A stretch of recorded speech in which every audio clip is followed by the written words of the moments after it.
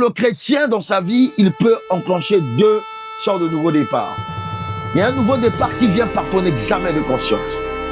Parles-tu des choses que tu fais et tu décides alors de changer, de prendre un nouveau départ par la conviction que l'Esprit de Dieu te donne.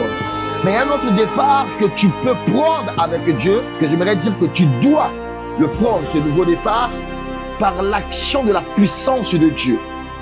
Vous savez, la manière dont vous voyez Dieu, la manière dont vous représentez Dieu dans votre esprit, c'est la manière dont vous accordez à Dieu une certaine action dans votre vie.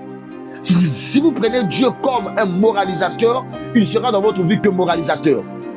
C'est pourquoi dans la Bible même de l'Ancien au Nouveau Testament, il y a de ceux-là qui ont marché avec Dieu simplement comme des personnes pieuses, des personnes que Dieu donnait un bon sens, une bonne moralité, un sens de la justice, il s'arrête là. Parce que c'est ce que vous avez demandé à Dieu, c'est la manière dont vous voyez Dieu. Mais il y a des choses là, quand il marchait avec Dieu, il y a une forme d'insatisfaction. Ou alors une forme d'attente, comme une biche près d'un torrent d'eau. C'est-à-dire qu'il a soif et la biche se retrouve près d'un torrent d'eau. Il ne va pas seulement se contenter de quelques gouttes. Non, il est là.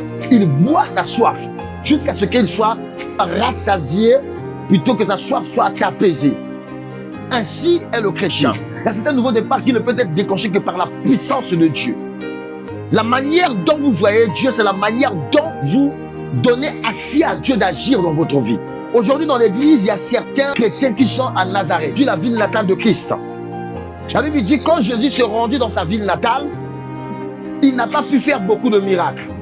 Parce que les gens ne voyaient pas Jésus comme le Messie, ne voyaient pas Christ comme celui qui pouvait agir. Ils voyaient effectivement Jésus comme le fils de charpentier, comme celui qui a grandi au milieu de nous.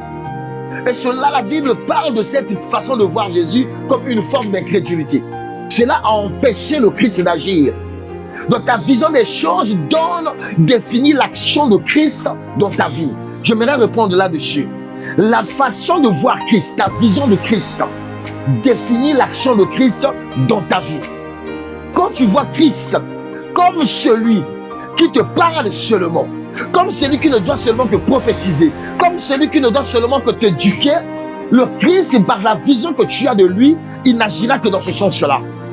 Mais quand tu vois Christ autrement, non pas seulement comme celui qui peut parler, plus encore, c'est celui qui peut te révéler des choses, plus encore, comme celui qui peut rentrer en action et agir dans le domaine du surnaturel, dans ta vie naturelle pour que tu bénéficies des choses surnaturelles, alors Dieu agira dans ta vie dans ce domaine.